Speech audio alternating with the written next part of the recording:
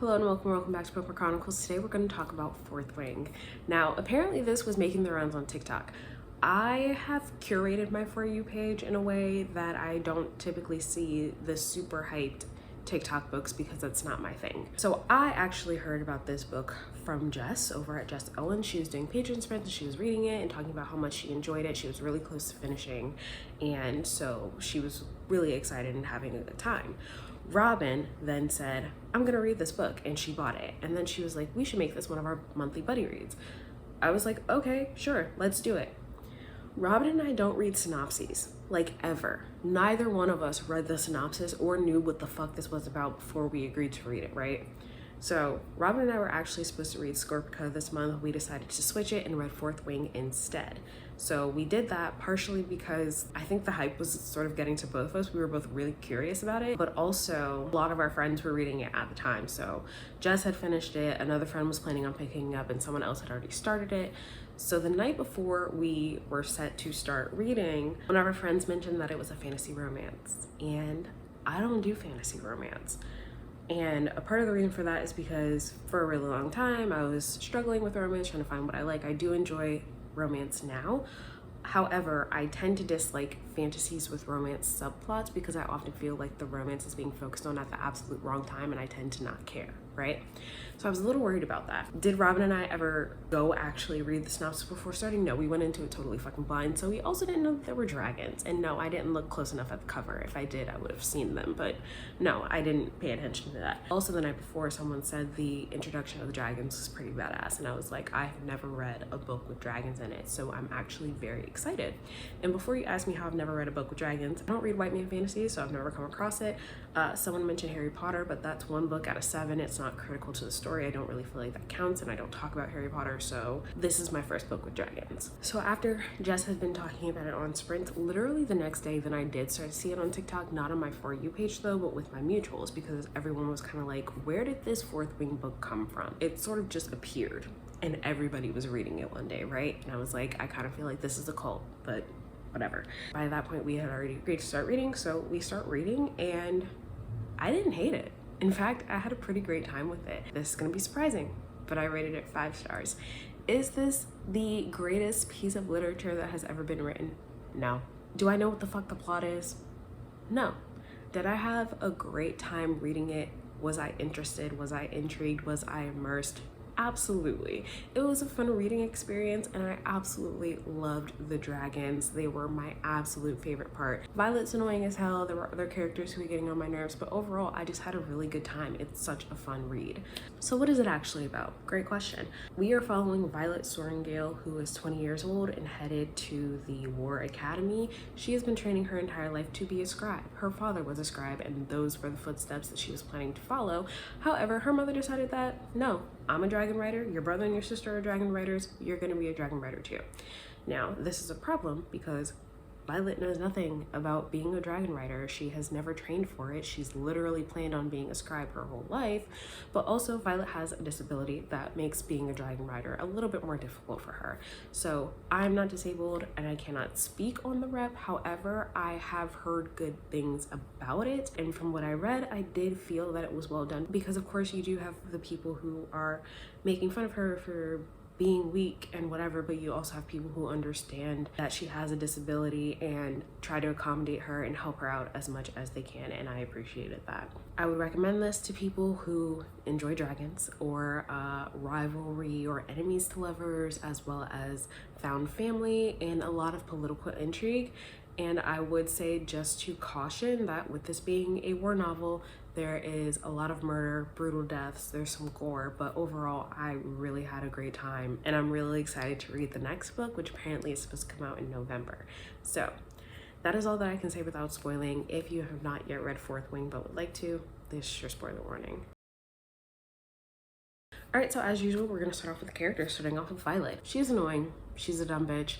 Like, there are some times where I'm just like, yeah, I understand you. I hear where you're coming from. There are other times when I'm like, you are focused on the wrong thing right now, and I need you to get it together. We also eventually meet Violet's older sister, Mira. I really like her. I think she's amazing. I hope we see more of her in book 2. Violet's best friend, Rhiannon, I really like her as well. Yeah, I just like her. She's a good friend. She's a good character. She better remain safe throughout the rest of this fucking series.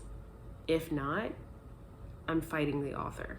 Their friend Riddick, I like him. He's like comedic relief a lot of the time, and I enjoy that. I really loved Liam, sweet baby angel Liam. Yeah, I appreciated his protectiveness of Violet. And even though, you know, Violet at least tried to say, oh, it's only because Xaden told him to, or whatever the case may be, I think he was a really great friend to her, and I really didn't want him to die, but it's fine. It's fine. Xaden, I actually like him. Here's my thing. So like at the beginning of the book, she already has 2 rivals, Xaden and Jack. And with Xaden, he's like, I don't like your mom because he sends my dad to death. And Violet's like, okay, well, your dad killed my brother, so that's not my problem, and we're even. And then he's like threatening to kill her, and I'm like, this is the love interest. And I was like, I like a little enemies to lover, so it's cool, whatever. And, you know, he lets go of that grudge, and then we find some things out, and I liked their relationship overall. I don't hate him, and I think part of it is also because the way that he was willing to help Violet out, making sure that she could keep her seat, helping her dragon build a contraption that was helpful to her. I just really appreciated that. Dane, use a bitch. Choke on a bag of dicks. Please and thank you. I really do need to talk about this. The best friend who's in love with you, but like does dumb shit instead of just being honest about it and acting on their feelings.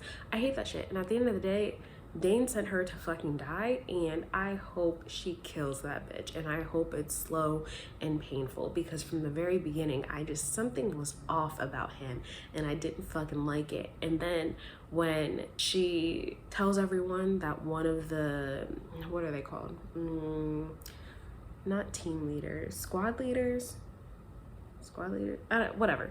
The bitch that helped people break into her room or whatever, and he automatically didn't believe her. How the fuck are you my longest and best friend and you don't believe me? And then you choosing rules over, nah.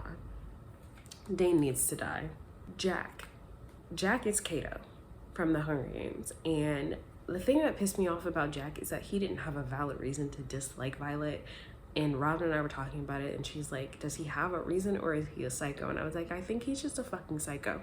And that is true. When Violet finally fucking killed him, oh my god, I was so happy. It was one of the best moments in the entire fucking book. Taryn and Darna, I love them so much. Taryn being the snarky asshole that he is, I knew immediately that I was gonna love him.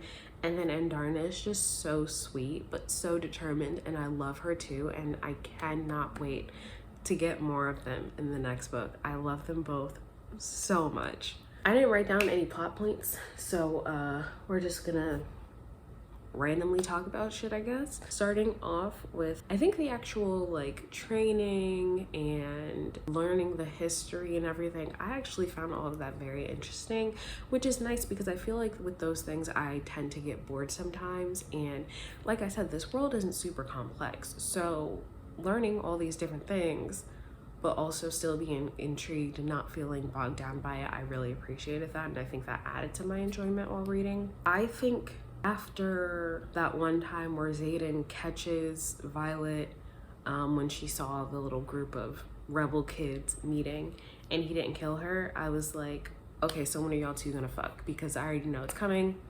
Let's just get to the point, because the tension, the angst, I could do without. It was funny, but also I could have done without. Violet discovering her power was really cool. I honestly didn't know what to expect from her. I didn't know like what her signet was gonna be, but the lightning thing is pretty fucking cool. She just needs to figure out how to control it. Oh, so there are multiple points in the book that just felt like heavy foreshadowing to me. The first was the constant mention of her brother. Like, I knew something was up there. I'll come back to that in a second. The other was the mention of the tales that her dad used to share with her. The way they were mentioned, and asking a scribe if they had the book, and they're like, no, we don't have that. And I was like, there's something to this, and I don't know if it means that these things are real or what, but something is definitely there, and the Empire is clearly hiding something. So to find out that some of these fictional creatures that she had known about her entire life were real was pretty cool, but also I was annoyed because Violet's like, these aren't real, and I'm like, bitch, did you not just read the letter from your dad telling you that you'll make the right choice when the time comes? And that also makes me wonder if her mom killed her dad, because I feel like that would make sense. But going back to her brother, the second that Xaden said, you have to fix her, I knew her brother was alive. And I don't think it clicked before that moment, but like right then and there, I was like, yeah, he's definitely not dead. So now I'm thinking that he faked his death, and I guess his mom doesn't know that he's alive. I also don't think that Mira knows. But finding out that her brother is part of the rebellion, with her mom being who her mom is, I'm really interested to see how all of that is going to play out in the next book. I also think it's a part of the reason that Xaden kind of let go of his grudge against her, because she's like, oh, well, your dad killed my brother. He didn't, because Brennan is alive. But also finding out that Xaden's dad was executed for trying to help people against these creatures that are supposed to be fictional. I mean, are we surprised? Like, governments will do some shady shit to hide things. We already know that, so interesting. So at the end, like the third act breakup, I could have done without. I understand that she's upset that he didn't tell her, but also he's not the only one that kept this from you. Your mother kept this from you. Your mother, who is one of the most powerful people in the Empire. So it's like, I get it, but at the same time, he had a good reason to. And so like them not being on good terms at the end, I don't think that was necessary. I understand that she's hurt, but I also do like Xaden's commitment to wanting to make it up to her, wanting to gain her trust back. I like when people take accountability for their actions. So I do still like Xaden, and I do want Violet to get the fuck over herself. Also, her being so bent up about killing Jack, it was literally kill or be killed. Like, you gotta get over it, honey. You're going to war. Like I said, I had a good time. If I had known that I was gonna enjoy it that much and that I was gonna want to review it, I would have annotated and taken notes, but I didn't. So this is kind of just me throwing things together. I would love to get an arc of the next book, if that's even gonna be a possibility, but otherwise I will definitely be pre-ordering it. I cannot wait to see where she takes this story. It was such a good time. So I would definitely recommend, if you are a fan of fantasy romance and dragons and found family and enemies to lovers and politics, those are my thoughts on Fourth Wing. Let me know if you have read it or if it's on your TBR. Otherwise, that's all I have for you today, and I'll see you in the next video.